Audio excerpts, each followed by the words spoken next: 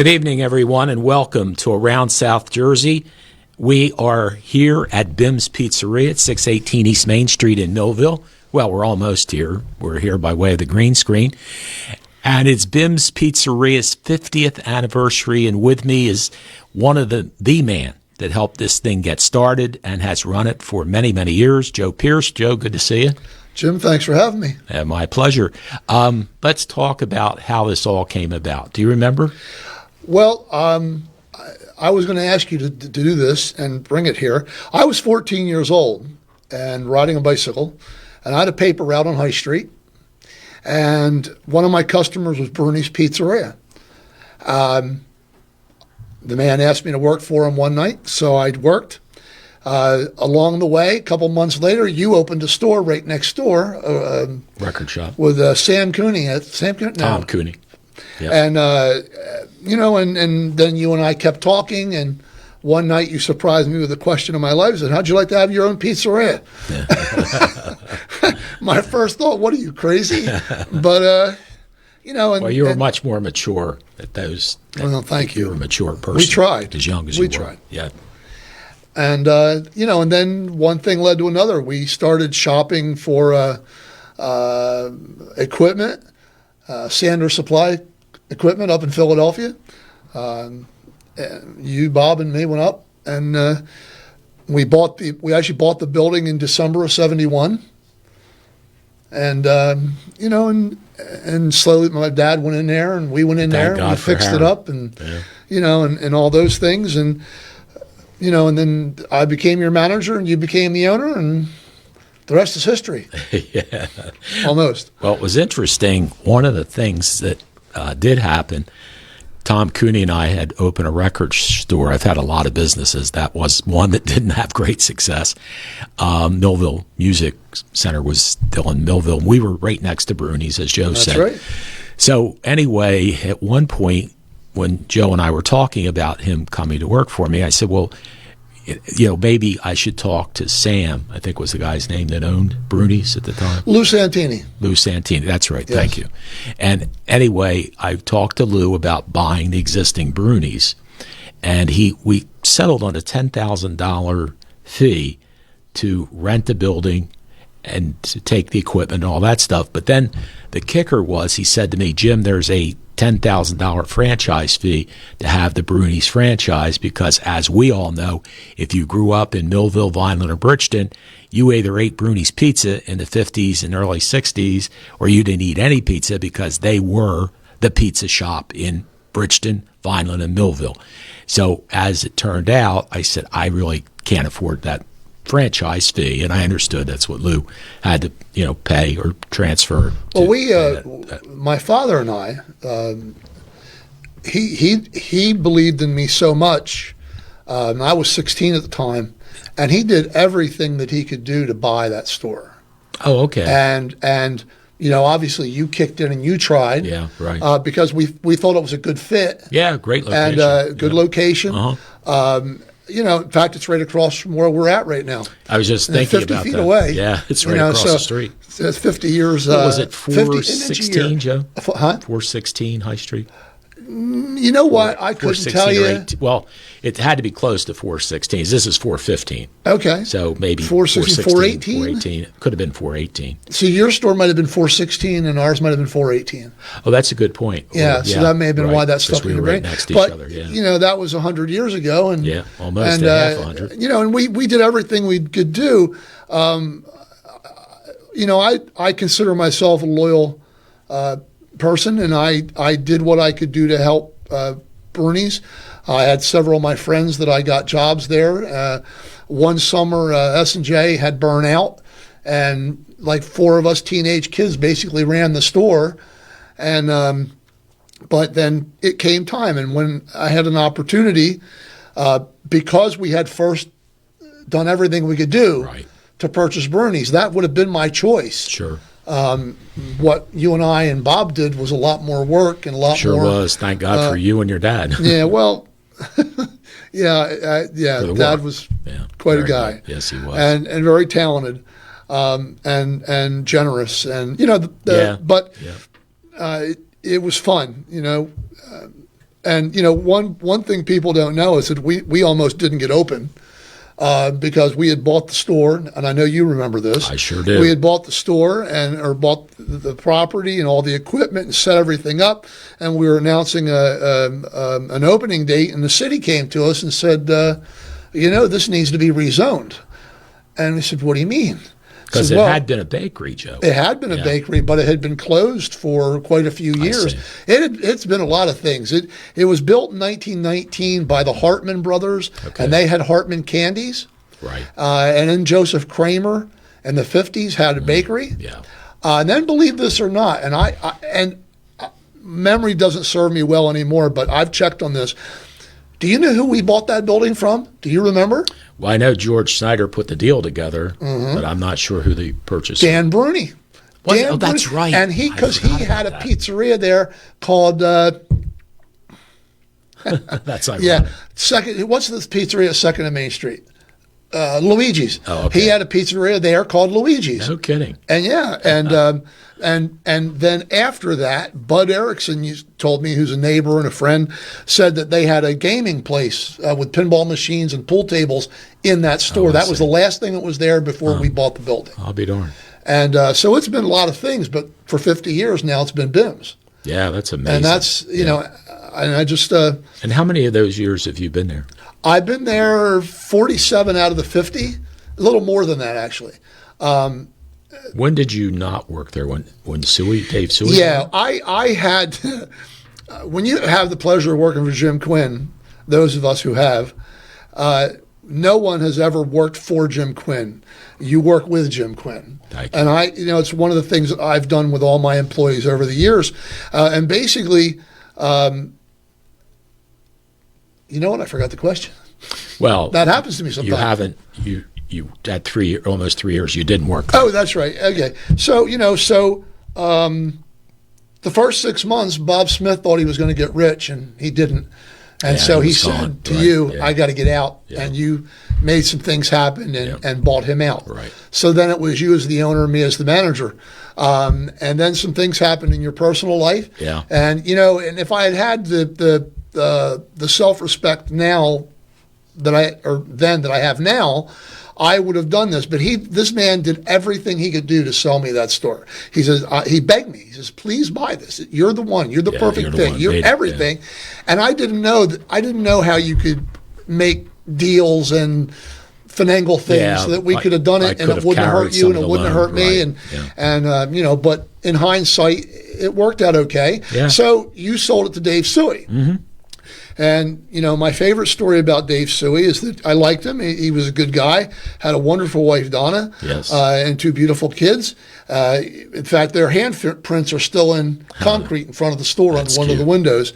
And what happened was he came to me one day and he said, Joe, I want you to do something. I said, what is that? And he says to me, I want you to cut all the product in half. I want you to double the price. Wow. And then we're going to sell 2 for 1. So he marketing ploy. He was going to do what's the pizza people? Right. Caesars. Caesars. He was going to do the Caesars thing, and I said no. And he said, I'm the owner. And I said, well, I'm your manager. I know what's going to work. Yeah. He said, no, I know. So I said goodbye. I had a job opportunity. I left, and a friend of mine by the name of Greg Perks, who his mother was our accountant at the time, he suggested that Greg took over. So Greg and I sat down. I taught him everything I know, and I left. And I went to an acquaintance's, Bob McCarlston at Misco Chemical, where I got a wonderful education.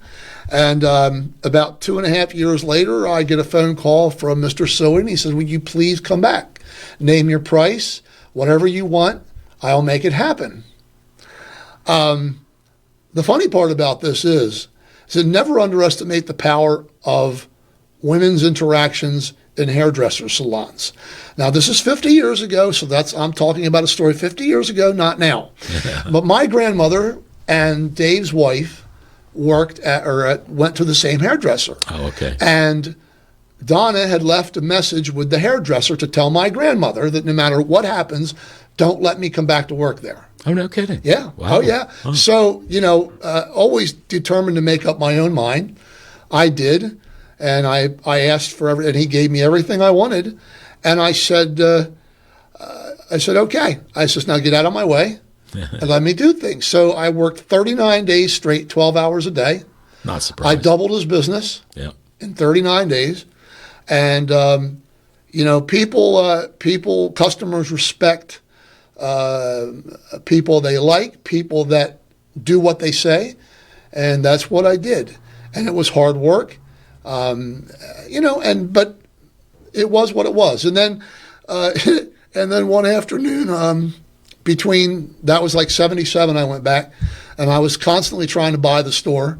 And sometime between 77 and probably 79, somewhere in those 2 years, I'm in there making my dough and as the manager, and up drives these two dark sedans with four guys in suits, and they come in and they go, "Are you the owner?" And I said, "No."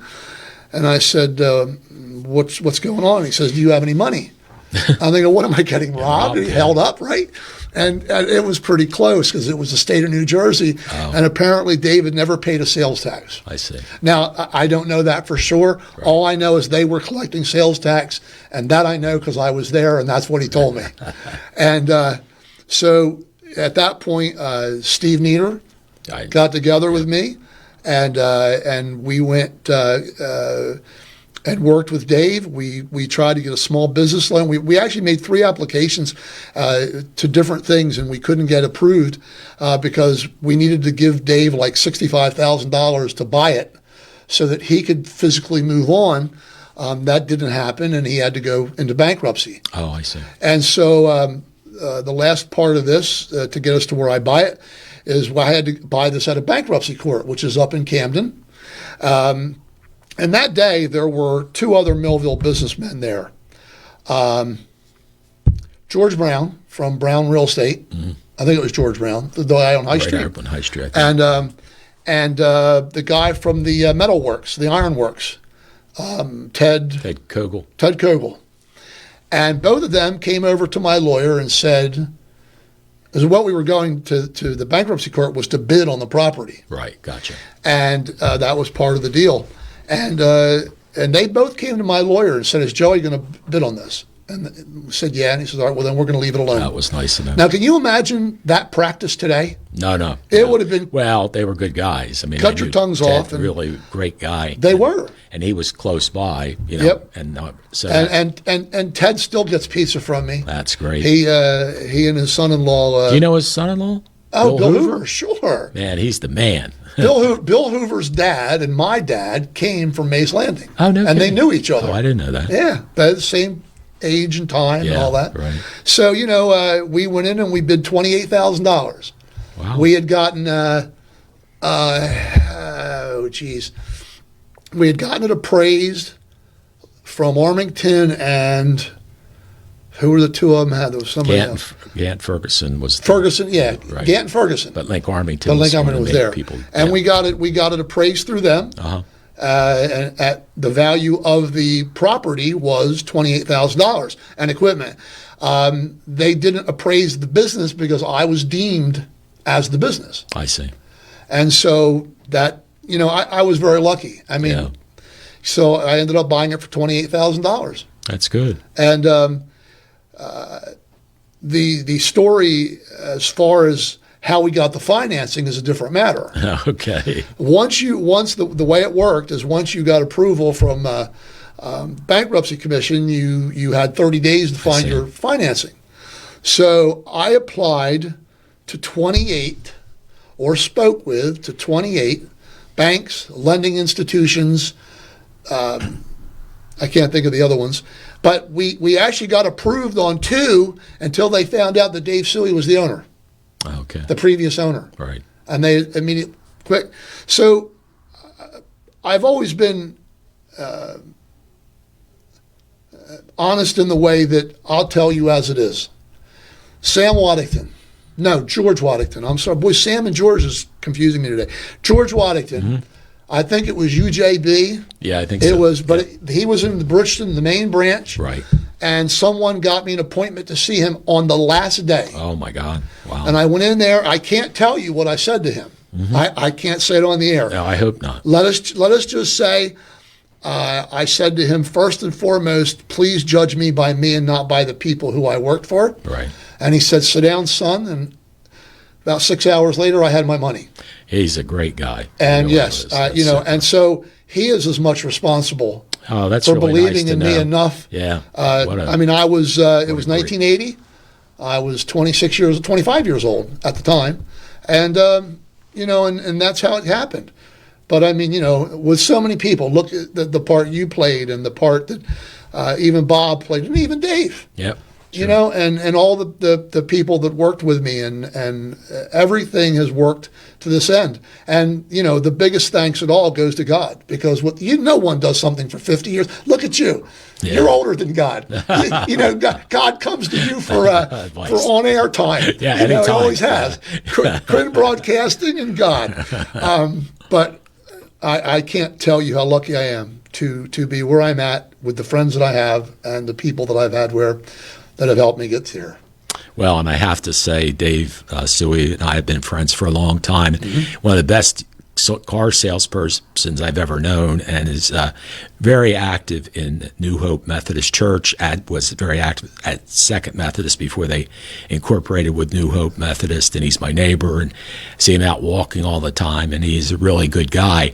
And, just things happen in business, and that isn't uncommon when Joe was talking about the sales tax, because many cash businesses don't necessarily pay the sales tax like they should, and that's not right. But look at Manco and what was it, Mac and Manco. The one guy ended up going to jail, and the partners had to dissolve, and it's Manco now. But Joe, it's interesting. I actually went and Googled what that property would be worth today compared to what I paid for it. And I paid $10,000 for the. And speaking, I don't remember that. Speaking of people helping, Bob Shannon, Rob and Tim's dad, was at Millville Savings and Loan. I went over to him, and he was great. He said, I was teaching school, by the way, folks, so I had steady income. And he said, we'll give you the money. So that's who lent me the money. And today, just the building itself, from the $10,000 of 1972 money. Right, 71 was when you bought it. Well, yeah. So, that's right. So actually from 71, it's probably even higher now. But the $10,000 today is worth $7,500.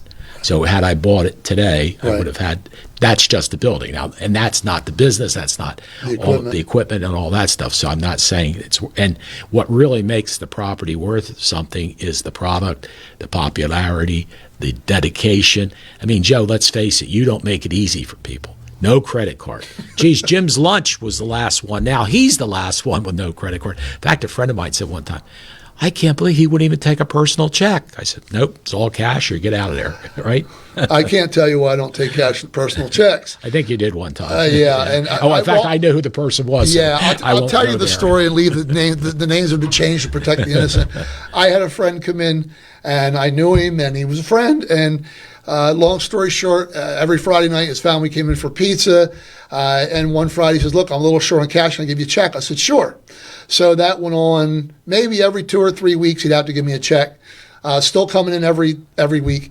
And then one week he said, "Hey, I didn't get the money in the bank this week. Can you hold the check for a week?" And I said, "Sure." And I put the check. Then when I finally did put the check in, it bounced. So I went back to him, and right away he gave me the money, and it made good on it. And the curveball to the story is that this went on for 4 or 5 years, and then one day he gave me a check, and it bounced, and it was Christmas time, and I just didn't have the heart to go to them for like $20 or whatever it was at the time, and so I waited until could have been March, April, May, anything like that, and I called his house, and his wife picked up. And I said, is so-and-so there? And she says, "Oh, you didn't hear." I knew his wife as well. And she said, "Oh, he passed away." And I said, I thought after I hung up, I said, and I never told her what it was about. Oh, yeah. And I said, if people are dying to cheat me out of money, I'm not taking checks anymore, because I couldn't believe it. Well, I mean, in fairness, Jim's Lunch, and there were probably, Joe, an awful lot of others. Yeah, I'm sure Joe Trelli didn't take credit card or checks, and that wasn't uncommon. The Sweet Shop, all the businesses that were going on during this period of time, like Flicks. I mean, all those businesses, just were like Jim's, like what you're doing, and the type of things. But Joe, if you had to take a guess of a number of regulars that you have, like each week, what would you say it would be about? Besides me. Well, paying customers. Smart out. It's too easy. It's too easy. Well, let's talk reality. We go back to 1980. When you took over. And we were probably 500 pies a week. Uh-huh. Okay, now because I've cut delivery, I have, with the thing of credit cards, the influx of credit cards, and I don't have a sit down. So there's a lot of things that BIMS does not offer. Mm-hmm. So I'm down to probably 150 a week now. Mm-hmm. But most of those people have moved away or died. Yeah, that's true. Every Thanksgiving and Christmas, I see all these wonderful people who I've known for 50 years. Hey, how you doing, boy? What's going on? And I'm going, you moved away, I'm broke. So you got to come and go with it. I mean, for the folks of you who do not know, I am going to put this up for sale in September.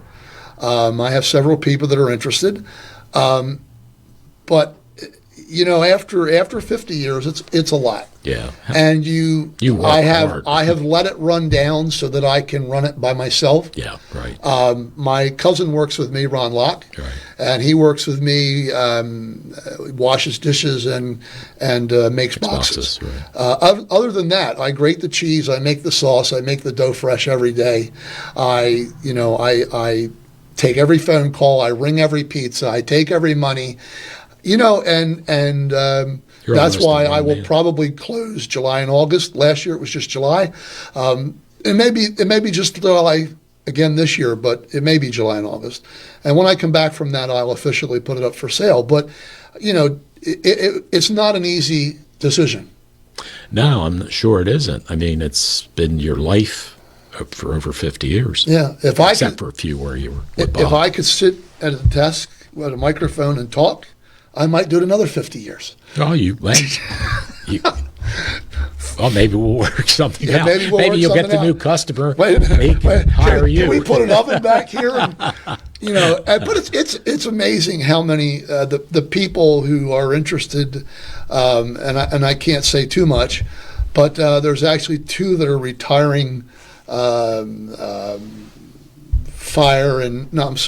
Police and prison people. Mm-hmm. Two are business people. And then there are two or three that are local customers and people that have had businesses. And, and the thing of it is I try to be honest, and they think I'm kidding. And it's like, the pizza business, and especially BIMS, the way it's set up, is not a retirement business. You work. Oh, Joe, you work hard. I mean, people get on me just like they get on Torelli. Oh, you're only open 2 hours a day. No, I'm open 5 hours a day, 5 days a week, 25 hours. But I'm also there from 2:30 in the afternoon till 9:30, 10 o'clock at night. Right. Yeah. And and at 67, I'm getting old for this. But I still enjoy it. But see, I remember at 17, yes, we were open till 1 a.m. Absolutely. Remember, Joe? And then we'd go up to the Presidential Diner and have our food. Yes, Jim bought so many meals at the Presidential Diner that he didn't know about. I'd say we had a good night tonight, and the manager's going to buy dinner, and Jim is. And, there's a story there. We originally, I think, were open till midnight. And then we decided to go to 12:30, because of and then to 1 shift, o'clock, right. because back in those days you had 4 or 5 factories in the area that were open different times, and they would get done. So you had people going to work getting pizza, you had people coming home from work getting pizza, and and it was worth it. Today, after, in the last 25 years, I was open 25 years ago, like till midnight, and at like 10:30, it just stopped. Right. And so I went to 11 o'clock, and then at like 10 o'clock it stopped. And now, there are nights. Summertime is a little later because people are, there's light a lot later. Yeah, right. So people are out playing ball and stuff and working outside. And, so I'm accustomed to staying a little later and not getting out till 10 or 10:30. But you just have to know where your customer base and how to appease it. But it's hard work. And I've watched you work. Someone will be able to make some money, because of the recipes and the history. Yeah. And I will do my best. One of the things I'm going to include in the price is that they get me for 6 months to a year to help in the transition. That's good. Because Bim's has always been the pizza, and I won't plug the franchise, but you get your pizza the way you want it. Yeah. And if you want it well done, if you want it light baked, if you want extra sauce, you want light sauce, you want extra cheese, you want light, double dough, you thin dough, and tell them what things. I like. Mr. Quinn is famous for his mushrooms and well done thin crust. Yeah, you got it. And he always has and always will. I don't ever remember you eating mushrooms. No, that's only been more recent. The older I got, Joe, because I didn't like mushrooms as a young person. See? So actually, I tried to avoid. Red meats. I don't eat pepperoni and stuff like that. So, and anyway, that's what we're doing. Anyway, we need to take a commercial break. We're talking with the man who has basically been involved for Bim's Pizzeria since the very beginning and is going to be there and even help whoever takes over when he sells it. We'll be back with more with Joe Pierce in just a moment. I'm Brian Lankin, third-generation business owner, House Shoes. Been at the same location since 1961, our 61st year. We specialize in work boots, work shoes, orthopedic shoes, baby walking shoes, and school shoes. We go up to a men's 17 and a woman's 13. It's $5 off 25 and 10 off 100 if you mention that you've seen this. More than a century ago, General Tire was born, right here in America.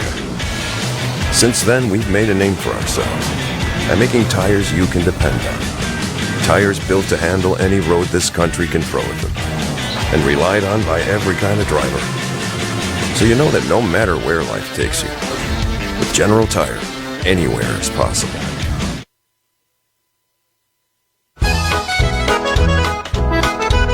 Who makes the best pizza in Millville? Bim's Pizza, 618 East Main Street in Millville. The owner, Joe Pierce, celebrates his 50th year of making the tastiest pies in town. Bim's specializes in pizza because pizza is the only thing they make. Takeout only, no delivery, no dine-in. Open Wednesday through Sunday, 4 p.m. to 9 p.m. Call 856-825-3558 and place your order. For the best pizza in Millville, there is only one choice. Bim's Pizza, 618 East Main Street, in Millville.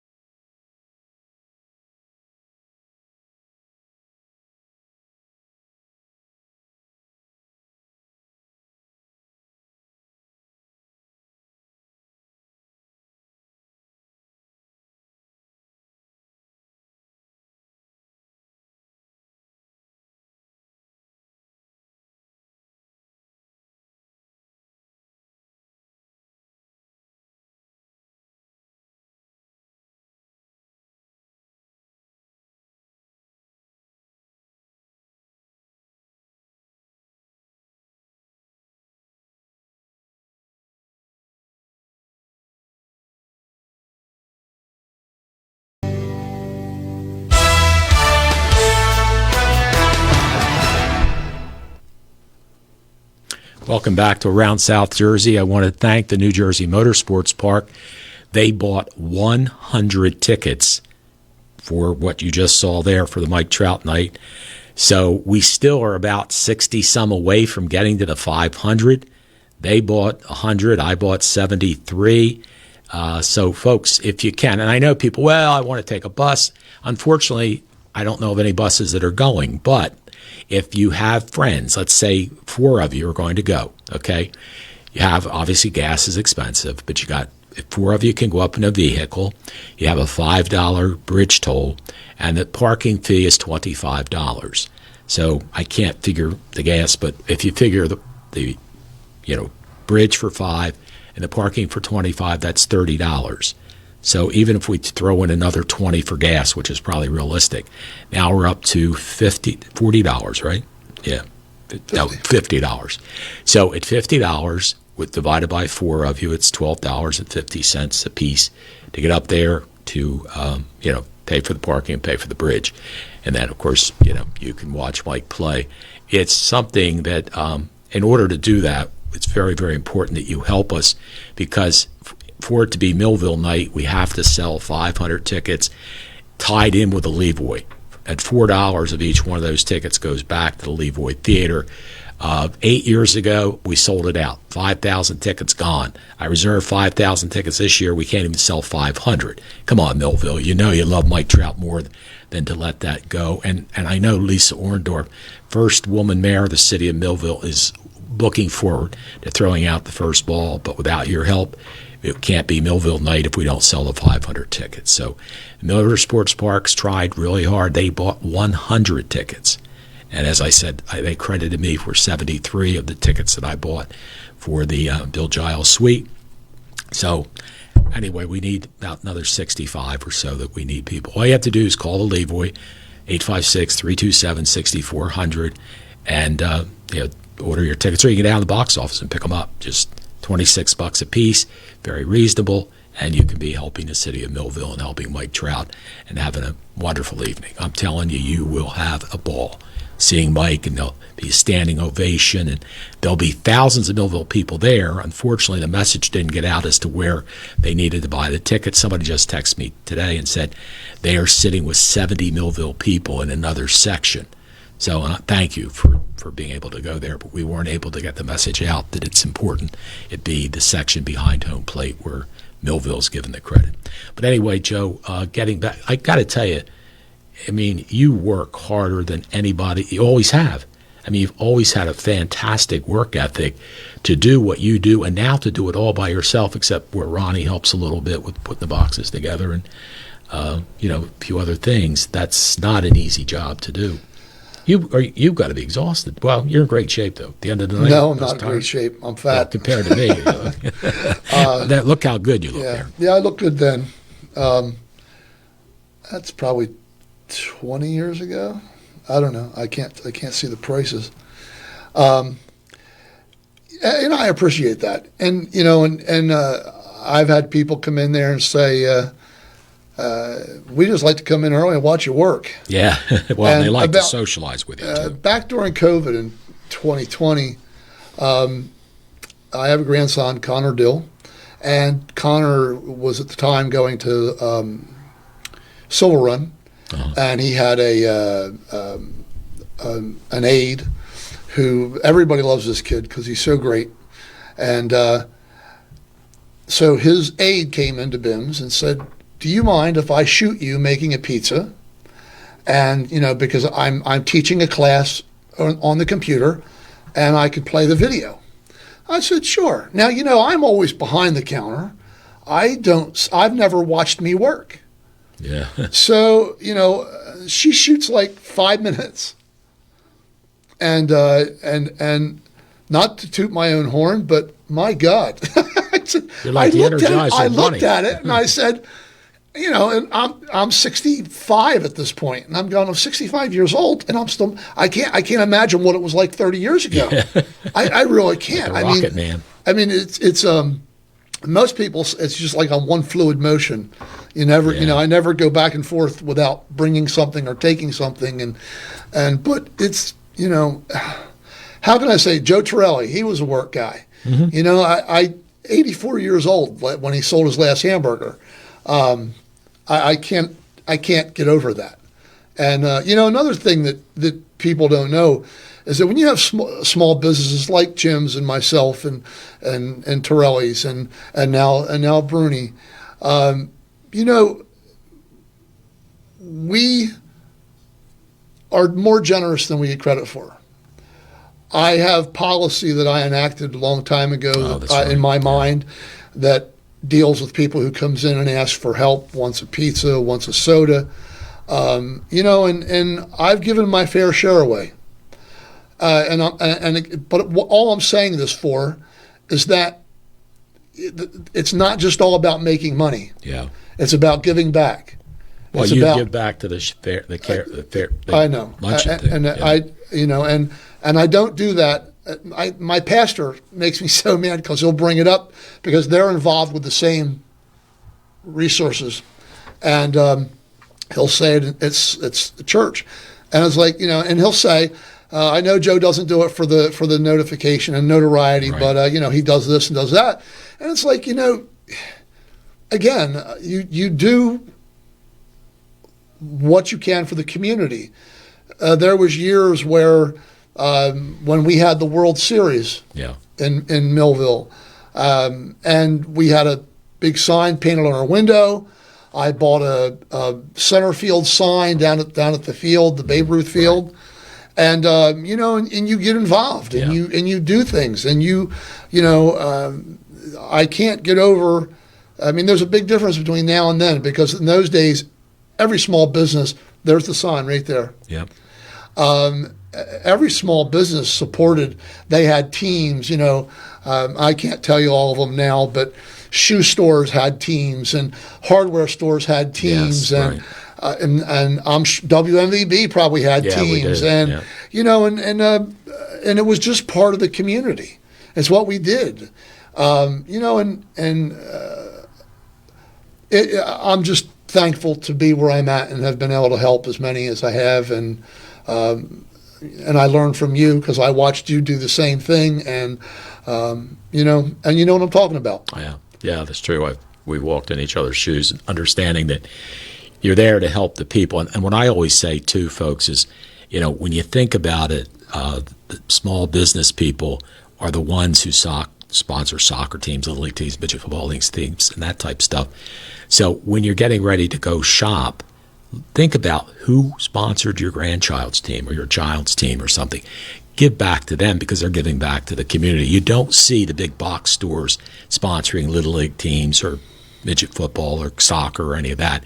It's the mom and pop stores that do, and thank you to all of them. My grandchildren are playing soccer, and lots of sponsors, and you know, it's really good to see they're all local people. TD Bank is one of the sponsors, and of course they're national, or at least regionally.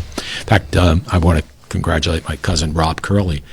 He was just named president of TD Bank for the entire region down here as well, and very proud of Rob. And I know he also helps. So if I ask him, Rob, we want to do the Chamber of Commerce luncheon event, Tony Trongone's going to speak. I'll sponsor it. I'll do that. So those people make the programming that we have here possible as well. And Joe, I was thinking back on pricing from what it was when we first opened to what it is today. What were small pizzas? Was it $1? Well, you know what? I don't exactly remember when we opened, but I remember Bruni's prices. Okay. When I walked into Bruni's, first of all, it was so long ago there was not a sales tax. Okay. We didn't have a sales tax in New Jersey until January 1970. Oh, was that when it came in? Okay. Yeah. And so a small pizza was $1.10, a medium was $1.55, and a large was $1.95. Extras were 20 cents, 40 cents, and 60 cents. Party trays were $3.50, and a whole extra was $1. Yeah. And no sales tax. Back in those days, we were actually taught to count. And so when it was a 3% sales tax, and the state of New Jersey, being the state of New Jersey, never sent anything out. So for like the first 3 months, we had to calculate it in our heads. Right. And, you know, and I'm not saying it all got right. I'm just saying that sales tax was collected. But those were special times. And and everything is going up about 100%, because now my small pizza is $10.34. Medium is $12.95, and a large is $15.50. So you're right about 90%, 100%. Yeah. And but on the other hand, a bag of flour in 1969 was $3.50 for a 50-pound bag. Wow. Now they're $33 for $3.50 for a 100-pound bag. Now it's $33 this week for a 50-pound bag of flour. 33? Yeah. Wow. And sauce was $3.50 in those days. Sauce is now $35 a case. 10% up. 10 times. 10 times more. And how about the cheese? cheese? Cheese was like 38 to 42 cents a pound. And now it's I have two different cheeses, so they're two different prices, but I'll say between $3.80 and $4.20 a pound. Jeez. Oh, Joe, I wanted to talk about that. Before I do that, I want to mention that people were talking about you. Bill Cummings said, "Wish I still lived in Millville. Really miss your pizza. My days are off on Monday and Tuesday." Jenny Albertson said, "I love the pepperoni." And I know Joe Pepitone does too. Fred Melendez said, complimented you and I, and said we're fine people who make Millville a great place to live. And then Bill Cummings said, delicious pizza worth every penny. And Bill, yeah, I totally agree with you. There isn't any, in my opinion, any pizza better than Joe Pierce's Bim's Pizzeria. And Joe, one of the things, and I remember this story was being told to me, it might have been by the original Lou Santini. Anyway, this was the story, folks, whether it was true or not. From Bim's, S&J, and Bruni's were all derivative of Bruni's, basically. That's correct. So what they did was they put cheese on the bottom of the pizza, correct, Joe? Then they put the sauce on, and then they baked it. But Joe, somewhere along the line, you came up with a really unique idea. Tell them what you did. Well, it wasn't unique. You have to understand why people buy pizza and why people come back. And one of the things is what they see. That you eat what you see, what you like to look at. And one of the things that we had always talked about was that there didn't seem to be enough cheese on the pie. Well, we put arbitrarily a half a pound of cheese underneath the sauce, put that on there. The only way you got cheese on top was if you ordered extra cheese, which cost you more money. When we came to Bim's, we decided to put a bottom cheese of one flavor, sauce, and a top cheese, like a light extra cheese. So you were looking like you were getting more. It was two different cheeses, so the blending of the taste was really good. Yeah, it's delicious. And it's just one of the implications. And you and I were one of the biggest debaters do you remember the night before we opened, folks? We had a night where we invited our parents, our friends, our brothers, our sisters, everybody into Bim's. Did not have a scale. So all the stuff that we made, the dough and everything, was all done by look, see. So, how when we made the dough, so I'm lucky that, we didn't kill anybody, but we got down to it. We made we probably made 10 different kinds of pizza. But it came down to dough, cheddar, sauce, and mozzarella on top. Or mozzarella, sauce, mozzarella, or cheddar, sauce, cheddar. I'm a cheddar guy. Yeah, well, we were brought up with that, Joe. I did that to the best of my ability. And this guy here, him and his family, his dad in particular, we like the mozzarella on top. We like the mozzarella on top. It was a good call because it has served me well, hadn't it? Yes, it has. Yes. And Joe, one of the things that Dan Bruni used to say was he would not buy mozzarella cheese because it was controlled by the mafia. Is that right? That's a story that's come down. I cannot confirm or deny that statement. Well, I can't either, but that's what was said. Because if you think about it, that's all he bought was cheddar. That's right. And every Bruni's pizza, and let me tell you, folks, wherever you live in Cumberland County, even in Hamilton, and now they have a Bruni's down in Rio Grande. It's Joe Pepitone's nephew runs that one. They all were made with the cheddar cheese on the bottom. Like Joe said, if you wanted more cheese, they put more cheddar cheese on top. And it's interesting because we grew up with that. We liked that because that's what we were used to. It's like what our mother made her spaghetti sauce or whatever it might be. That's why we loved it. And if you look at the pizzerias that are doing really well, you've got Big John's that people love. And you got the Pizza Queen, Rob Johnson, and that's a derivative of Bruni's. And, of course, Joe's. And I would be remiss if I didn't mention S&J. Now, I don't know if S&J does the mix. They may have just stayed exactly like Bruni's did with the cheddar. I don't know because I really don't go there. But, they have had a successful business for many, many years because they were a derivative of Bruni's. Sam and Julie, S&J, were the two people that had worked for Bruni and then left. Big John had worked for Bruni. He left. And, they were the type of things that's why we, if you're in our age group or maybe even a little bit younger, that's what you grew up with and you liked it. And it was very good. And Joe's is even better because Sonny Quinn told him to put the cheddar on the bottom and mozzarella on top. And I love it that way, too. And I make every single pie. That's so true. Consistency. You're either going to like it or you're not. Yeah, that's a good point, Joe. The consistency. I want to go back a little bit and have some fun now. You mentioned Bill Cummings. Yeah. If you've been in my store, there's a hand-painted, maybe 24 by 16. Bill Cummings painted that. Oh, I have seen it. Bill Cummings painted my portrait, too. Painted you, yeah. Yeah, what a great guy. And he asked me when he came in one day, he said, "You mind if I paint it?" I said, "Sure." And I gave him a picture I had, and it was pretty cool. Yeah, it's a nice caricature, and over the years, 50 years, you have customers that become, actually 53 years. I still have at least a half a dozen people that I know of that still come to BIM's that were at Bruni's. Yeah, I'm sure. Yeah. There's a Brown. I just call him Brownie. Harry Facemeyer. He's my classmate. And I'm sure there's more. George Kusha used to.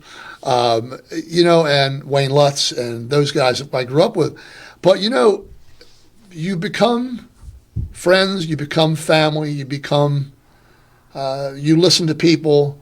I've sworn for years I should have had a sign out, counseling. Yeah. But, I had people, I have a pizza clock that hangs in the store that was given to me by a customer. I have a little dough maker guy that was electric when it still worked, and it actually spins a pizza, and he's got a hat on. It's given to me by a customer. And, and I have a little Christmas setup at Christmas time with lights and Village. And one of my closest neighbors, LaRock, gave me the starter. It was like a 6-piece thing, and now I have 8 or 10 and it actually has a Bim's Pizza in there because you can't have a scene without Bim's Pizza. And I just want to thank everyone that has been that kind and returned the love and caring and everything that goes on and on. You just don't. I'm not good at getting compliments. I'm not good at taking compliments because I can't. But I acknowledge it. It's been a long time, and I have fast forward into the new age of technology and Facebook and all that, and my wife is the genius in my family. I don't know anything about it, and. There's something. I don't know what it is. That's why I'm not advertising it. But I don't know what it is. But it's something that you go home and people send thoughts and things like that to you. So I go home this one. My wife never tells because she hates it. She just gets she hears so much of it. She's worn out from it. Okay, yeah, sure. So this one night I go home and she says, "Joe, you got to come look at some of the remarks tonight." And I'm going, "This is a setup." Something's not copacetic. So it goes, and the first one reads, "I was in Bim's the other day, and it's so great. It's good to see Joe. The place is the same. The pizza's the same. Thanks for having it open." I'm going, "Well, that's nice." And then the next one's the same thing. "I was in Bim's a couple weeks ago. Joe looks great. And, I saw a couple people that I knew, and it's like home week, and it's never changed." And, and there's 3 or 4 more like that. And then the last one. And it starts out I was in Bim's the other night and got the pizza, and it was okay. I'm going, all right. So the lady goes on to say, I was in Bim's the other night, and I met the owner, and he's quite a character. And, he just had so many stories. I just don't know how many of them were true. And, young lady, I never answered that, but I'm going to answer it now. After 53 years in this business, and some stories that I can't tell you, I can tell you that was this is an absolute true story. And every one of those, you don't have to make it up. You couldn't make it up. No. Truth, fiction, stranger than whatever that old saying is. Yeah. And that's what it is. It is. We're talking with Joe Pierce from Bim's Pizzeria at 618 East Main Street in Millville. We'll be back to wrap up the program right after these messages. We're going.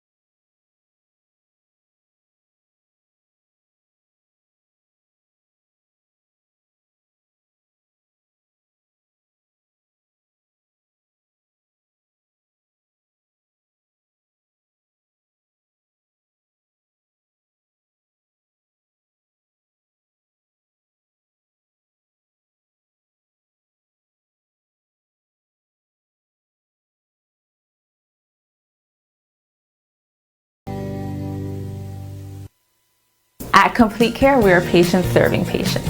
I choose to bring myself and my children to Complete Care because we are a one-stop shop. We use dental, we use medical. I feel as though the quality of care here is great. I love working here. I feel great to work at a place that serves the community. There's a lot of people in need. To me, serving patients means we've been in your shoes. We know what great care means to us, and we want to provide that for you.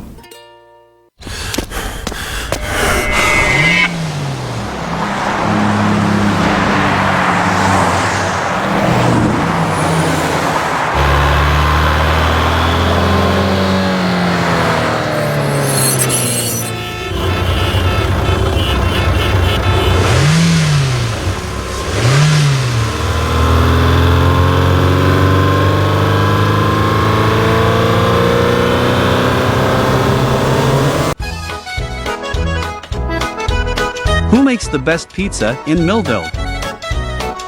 Bim's Pizza, 618 East Main Street in Millville.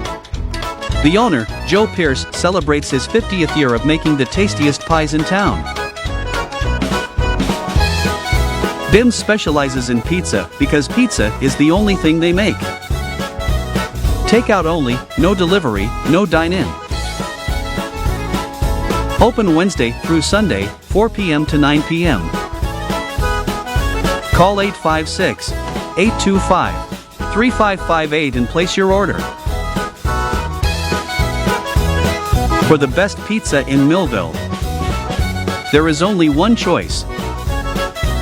Bim's Pizza, 618 East Main Street, in Millville.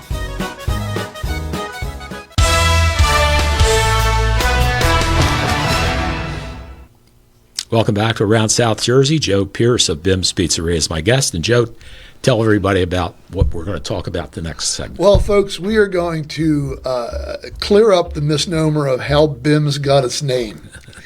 The original story that we used to tell was the truth, but it became so long and so hard, we just made up something, and we made up what it stands for, which is an acronym, Best in Millville.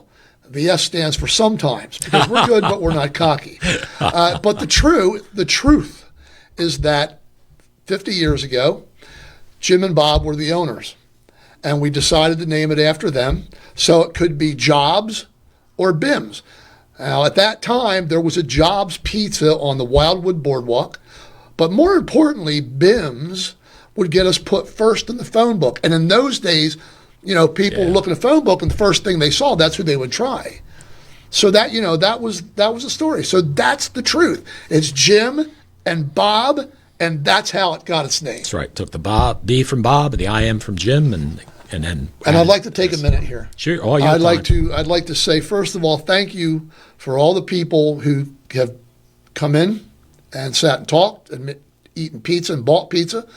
I'd also like to thank the people who worked with me, the people who built the store, who helped me, Lance Parent, Kenny LaRock, Ray Johnson, and there's 100 more, okay? Butch Parent. Michelle Andrews. God bless her. Yeah, the rest of and we've had some good times. Wayne Lutz, Tim Russell, Ronnie Parkell, remember him? Larry Stoller. Larry Stoller, yes. And some of these people are gone now. Yeah. And it's like, it's just so hard to believe that it's been 50 years and everything that's happened has happened. And of course, Greg Perks for taking care of the store while I wasn't there for those 3 years. True. And he had a court full of characters that I'm not I'm not even going to try to go there. But thanks, Greg. And thanks for everyone. I mean, but people like Jim Quinn who believed in me in the beginning before I knew enough about it to know that I knew anything, which I still don't know anything. Oh, come on, you're the best. And the last thing I will say is thank you to my dear wife, who has put up with the last 27 years of me working nights and crazy hours and leaving to go here and leaving to go there for inspections and everything that comes with it. It's not easy, and I just want to tell you, I love you, Deb. Thank you. Yeah, she's a wonderful lady, Joe. Yes, that's for darn sure. And boy, it's interesting. You when it comes to work, that's your middle name. I've never seen folks from the time he was 14 when I first met him. This guy had a work ethic that was second to none, and he still has that work ethic. And in fact, Joe used to go do stats and color commentary with me on some of the basketball games. Anything to make a buck. No, we had fun though. We used to cover Cumberland County College, and we covered some other things in sports, things like that. And you played high school sports, right? Yep. Played a little football. Yep. A little time. Had some. When I played 1 year in senior high school, and Jim was the radio announcer. Yeah. So if I was even on the field, Joe Pierce made a tackle. Joe Pierce rushed the quarterback. I was like the greatest star there ever was, and I only played 4 or 5 plays a game. Well, I gave you compliments for those 5 plays. You were doing okay. My stock was going up quickly. But that was funny. I just loved your mom and dad. And all night long last night, I'm laying in bed. I know it's Harry. Your mother had an unusual first name. Actually, it's Andy. Oh, that's right, Andy. Harry was Ronnie's dad. That's right, yeah, Harry Locke, Andrew, AJ, Andy, he went by all 3. My mother's name was Rhoda. That's it, right. I had one of my students.